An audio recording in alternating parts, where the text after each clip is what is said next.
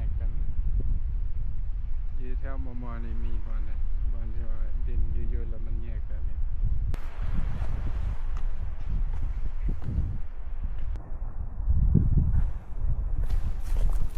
สวัสดีทุกคนแล้วก็ขอบใจที่เข้ามาเบิ่งวิดีโอนี้เลยถ้าผู้ใดที่เคยเบิ่งคลิปก่อนแล้วเห็นบ่อนนี้น่าจะจื้อนะว่าเคยมานี่แหละแต่ว่าเจ้านี้เนาะค่อยไปเห็นอันทางใหม่เนาะคนเข้าไปใหม่ก็เลยจะไปทางนั้นแต่ว่างามเห็นวิวงามได้เห็นทาง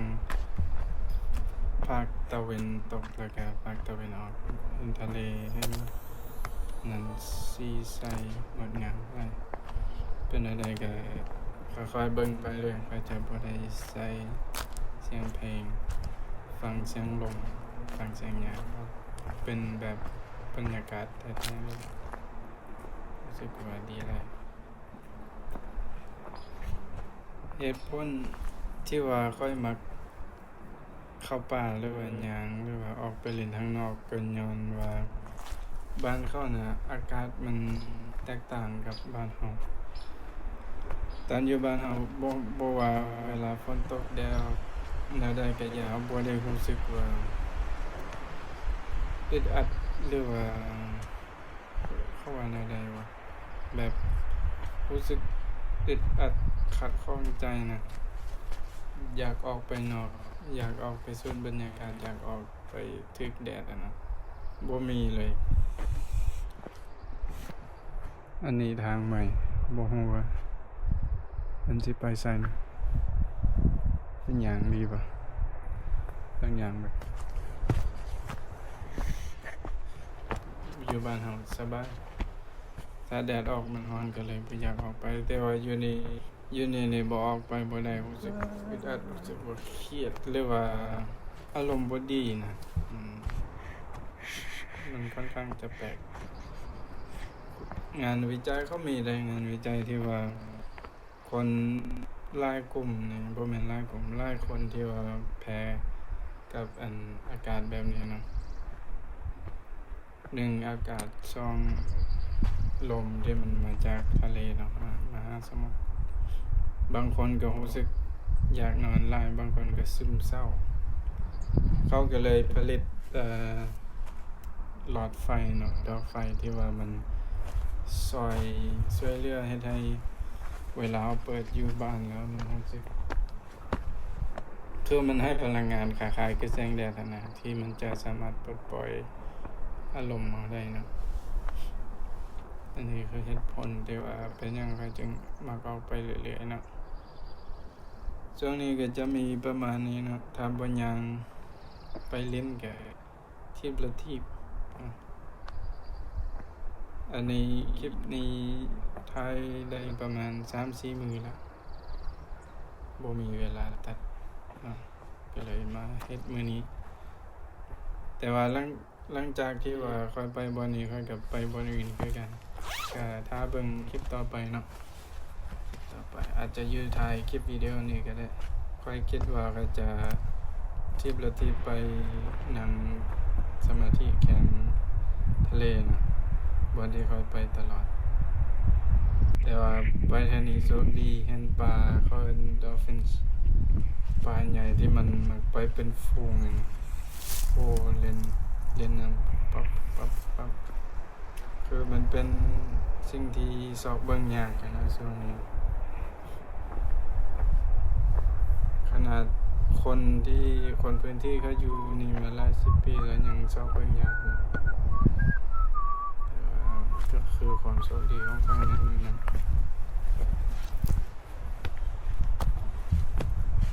ภาพธรรมชาติเหตุผลที่ว่าค่อยๆย่างไปนะมันก็ย้อนว่าค่อยบ่ฮู้ว่าอันนี้มันเป็นดินส่วนบุคคลหรือว่าส่วนสาธารณะแต่ความจริงแล้วมันควรจะเป็นของสาธารณะ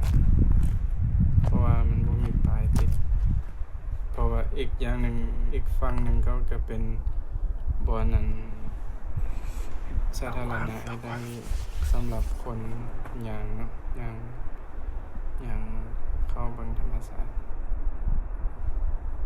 ไป อดีค่อยไปเห็นตัวกวางแล้วก็เลยยืนแล้วก็คอยย่างไปเพราะว่าย่านมันแล่นนี่เนาะย่านมันตกใจที่จริงแถวนี้มีหลายคนเขาปลูกยังบ่ได้เลยนะไว้แคมป์เฮือนเพราะว่าตัวกวางกับตัวกระต่ายกินเขาบ่ได้ไล่แล้วเขาก็บ่ได้ยิงมันเป็นสัตว์ของธรรมชาติคนที่เขายิงได้ก็ต้องมีใบล่าสัตว์ใบอนุญาตล่าสัตว์แล้วก็ต้องไปในป่าลึกเนาะอันนี้มันเที่ยวหมู่บ้านเขาบ่สามารถฆ่าได้ค่อยๆย่างไปย่านมันแลนนิ่งย่างไปต่อเพราะว่ามันอย่างอีกประมาณนึงแหละ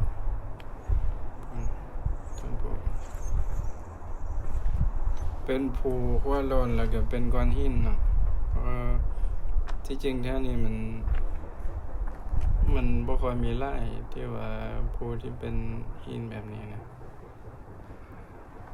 มันมีเป็นบางจุดบางส่วนบางถ้าเจ้าหลายตาเมาหัวกันหลับตา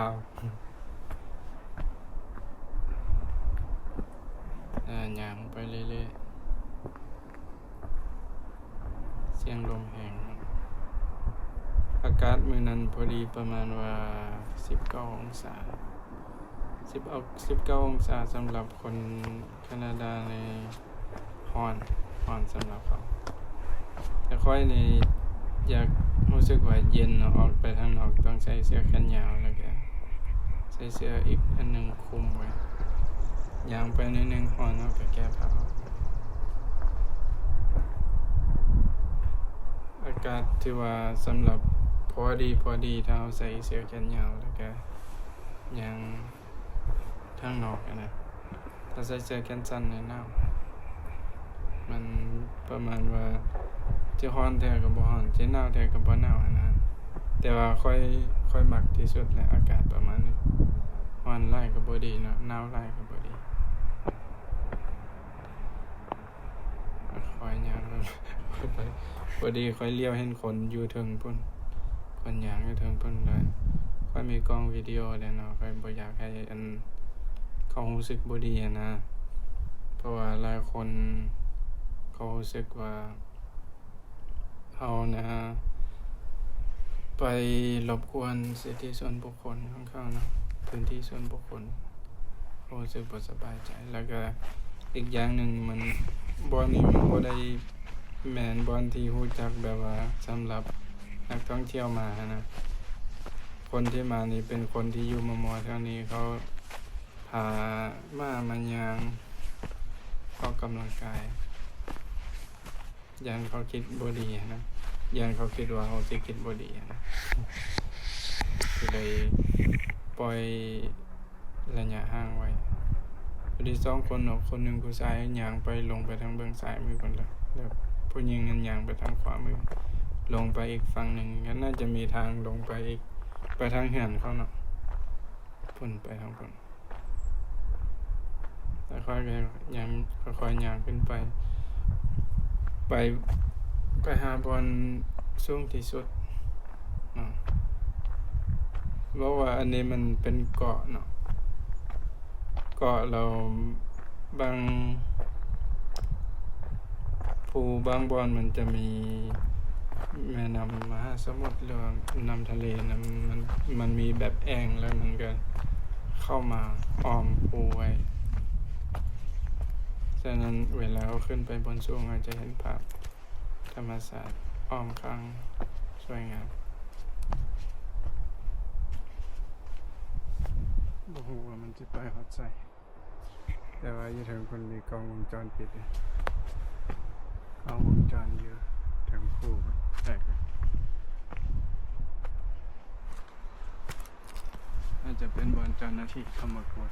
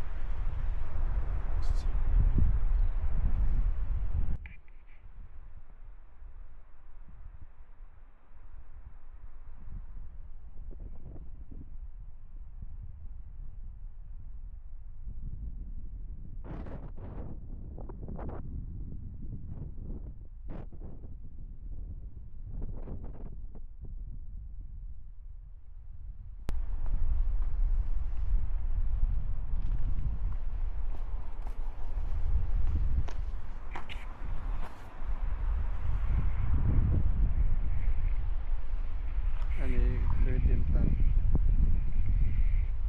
คล้ายๆแบบว่ามันจะแยกกันอยู่แถวมอนี่มีบ่อนใดบ่อนที่ว่าดินอยู่ๆแล้วมันแยกกันนี่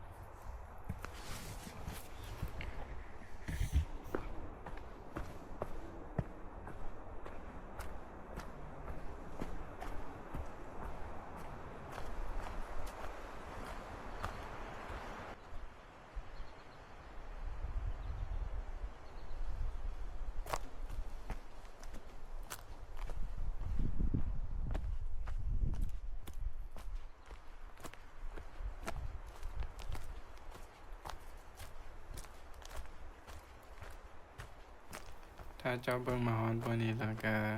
เป็นจั่งใดก็ขอบใจหลายๆที่เบิ่งเด้อถือว่าเป็นการสนับสนุนข้อยเป็นจั่งใดก็ขอบใจหลายๆฝากกดไลค์กดติดตามให้ได้ๆแล้วเจอกันคลิปต่อไปบ๊ายบาย